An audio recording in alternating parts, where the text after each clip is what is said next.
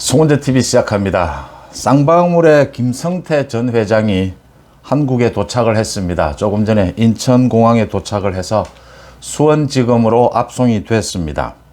이 쌍방울 김성태의 비리 부분, 이 부분과 그 다음 펀드가 있습니다. 라임과 옵티머스 디스커버리가 있습니다. 이 펀드 사고, 대형 사고, 이 부분과 관련해서 가장 떨고 있는 사람이 지금 이재명과 문재인일 것이다 라고 하는 것입니다. 한동훈 장관이 어제 이런 이야기를 했습니다. 국민들은 깡패의 배후가 누군지 알고 싶어 한다.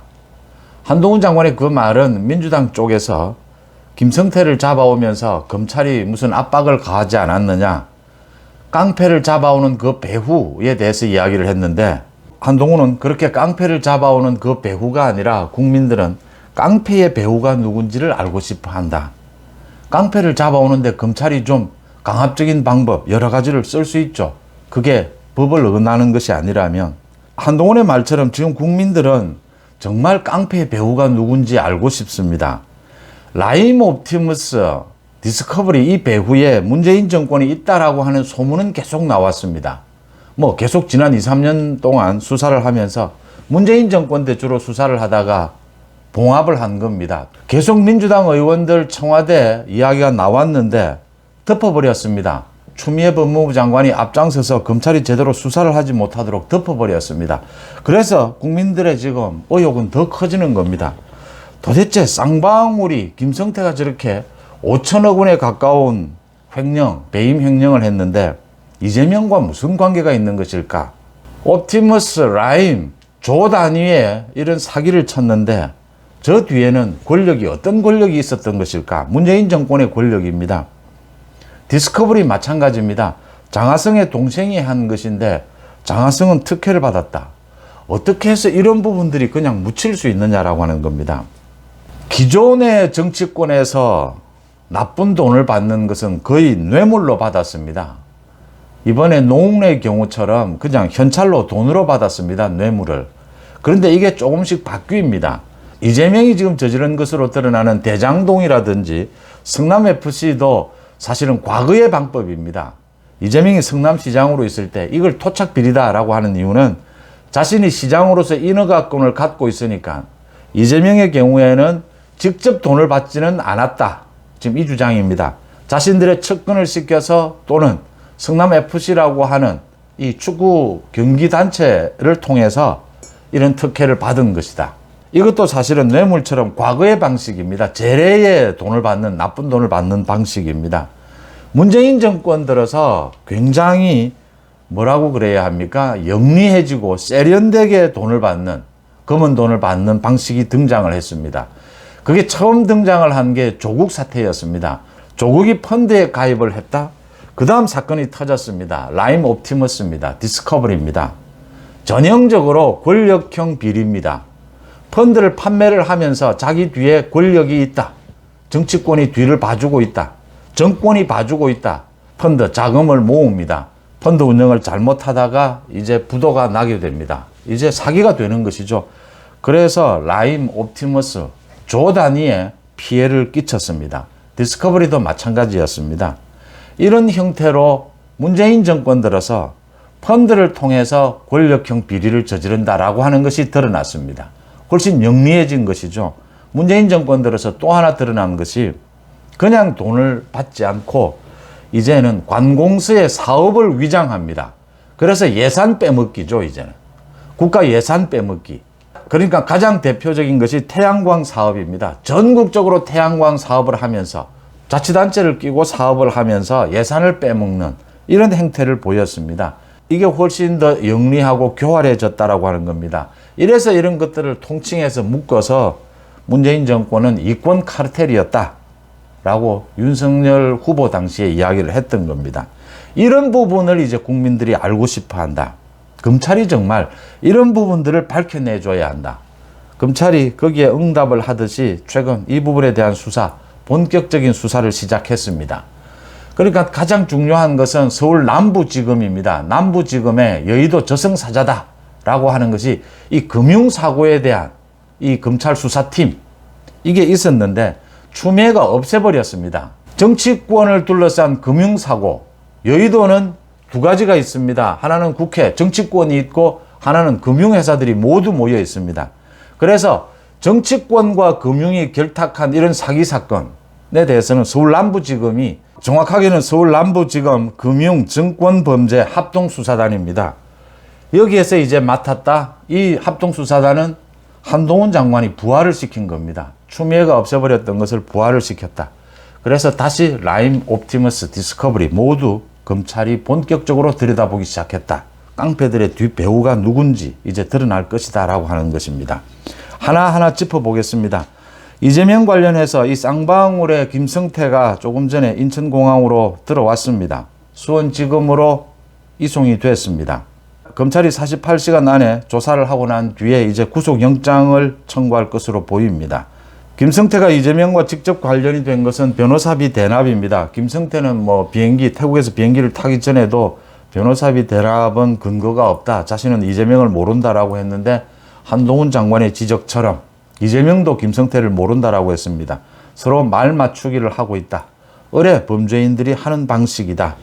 김성태가 쌍방울에 자기 돈을 지키기 위해서는 아마 불게 될 것이다. 이재명에 관련해서 가장 핵심적인 인물이 이 김성태가 있고 또 대장동 관련해서는 김만배가 있습니다. 모두 자신들의 돈을 그래도 조금이라도 지키기 위해서는 불지 않을 수가 없다.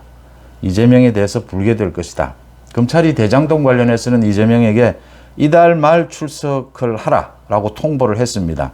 이재명이 아마 27일 아니면 30일 출석을 할 것이다. 검찰과 협의 중이다라는 이야기가 나오고 있습니다.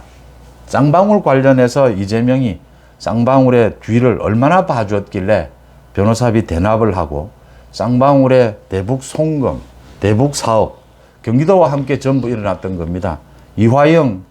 이재명의 최측근인 이화영 경기도 부지사와 함께, 이화영 경기도 부지사는 쌍방울로부터 돈을 받은 혐의로 지금 구속이 된 상태입니다. 모두 드러나게 될 것이다 라고 하는 겁니다. 또 하나는 문재인 정권 당시에 일어났던 옵티머스 펀드 사기입니다. 이 사기가 정권이 뒤에서 받쳐준다라고 하는 얘기를 하면서 1조 3,500억 원을 끌어모았습니다. 그러고 난 다음에 이게 부도가 나서 1,000명에게 5천억 원대의 피해를 입힌 사건입니다. 이 주범은 옵티머스의 김재현 대표인데 사기 혐의로 기소가 돼서 징역 40년, 추징금 751억 7,500만 원이 확정이 됐습니다. 문제는 옵티머스 관련 내부 문건까지 불거졌습니다. 청와대 주요 인사들, 민주당, 법조계 인사에서 20명의 명단까지 나왔습니다. 또 최근 검찰이 비자금을 조성했다, 돈 세탁 정황이 담긴 녹취록까지 입수를 했습니다. 그러니까 새로 수사에 착수하지 않을 수가 없습니다. 또 한 가지 중요한 것은 이 옵티머스에는 최동욱 전 검찰총장이 개입되어 있었다. 이 최동욱이 경기도에 사업을 하면서 옵티머스 관련 사업을 하면서 고문으로 있었습니다. 이재명을 만났다라고 하는 겁니다. 당시에 이재명 경기도지사를 만났다. 저녁 식사를 같이 했다. 이 부분도 현재 무혐의 처분이 됐습니다. 검찰이 다시 들여다보겠다라고 하는 겁니다. 옵티머스 관련해서는 옵티머스의 이사였던 윤모 씨, 이 윤모 씨의 부인인 이모 씨가 문재인 정권 당시에 민정비서관실 행정관으로 일을 했다. 이 이모 씨는 옵티머스의 사회이사로도 재직을 했고 그 뒤에 청와대 행정관으로 발탁이 됐다. 청와대 재직 중에 뇌물을 수수했다라는 의혹을 받고 있습니다. 이 이모 씨의 남편인 윤모 씨는 징역이 15년 확정된 상태입니다. 문재인 정권의 청와대와 옵티머스가 긴밀하게 관계가 되어 있다라고 하는 겁니다. 이낙연도 빠지지 않습니다. 이재명도 빠지지 않았듯이 이 옵티머스와 관련해서는 이낙연이 당대표 시절 최측근이었던 대표실 부실장입니다. 이모 씨 스스로 목숨을 끊었죠. 이낙연의 오랫동안 정치적으로 최측근이었습니다. 이낙연이 그러니까 전남도지사를 할 때부터의 측근이었습니다. 이 이낙연의 최측근 이모 씨가 옵티머스로부터 임차 보증금, 사무실 가구, 사무기기 임차료 이런 것들을 받았다. 당시 수사 중이었습니다. 검찰 수사 중에 스스로 목숨을 끊었는데 그것으로 수사가 종결이 됐다라고 하는 겁니다. 이낙연은 관계가 없었느냐 많은 이야기가 나왔는데 수사가 종결이 됐다라고 하는 겁니다.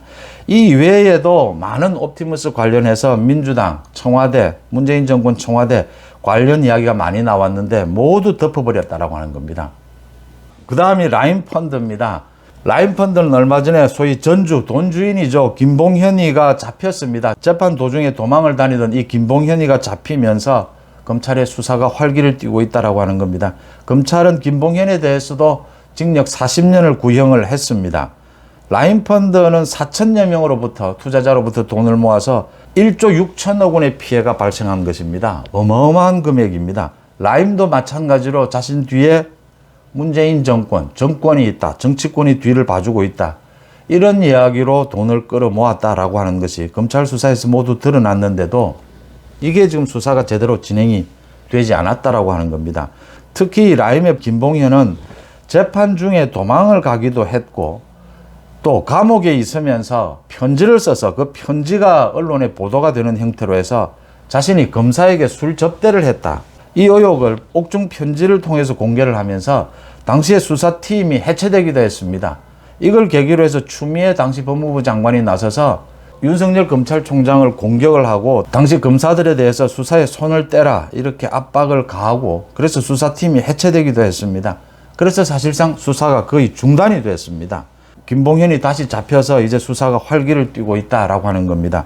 그 다음이 디스커버리 펀드입니다. 디스커버리 펀드도 2,500억 원대의 피해가 났는데 문재인 정권의 핵심이었죠. 장하성 전 주중대사입니다. 이 장하성의 동생이 대표였다. 장하원. 최근에 이 장하원이 1심에서 무죄를 선고를 받았습니다. 그런데 이 2,500원의 피해를 내면서 장하성 전 주중대사나 문재인 정권의 또 한 명의 핵심입니다. 김상조 전 청와대 정책실장 등은 엄청난 특혜를 받았다. 당시에 문재인 정권 당시에 제대로 수사가 되지 않았다라고 하는 겁니다. 그래서 이 장하원이 무죄를 받게 되고 장하성이나 김상조는 아예 입건조차 되지를 않았습니다. 경찰 수사가 전혀 되지 않았다라고 하는 겁니다. 검찰이 본격적인 수사에 착수한 만큼 모두 전모가 드러날 것이다. 깡패들의 배후가 드러날 것이다 라고 하는 겁니다. 쌍방울을 비롯해서 각종 펀드들, 이 깡패들의 배후가 누구였느냐? 문재인, 이재명, 이낙연 모두 이야기가 나왔는데 수사는 제대로 되지 않았다. 국민들은 이 깡패의 배후가 누군지 가장 궁금해할 것이다 라고 하는 것입니다. 송은재TV 마칩니다. 고맙습니다.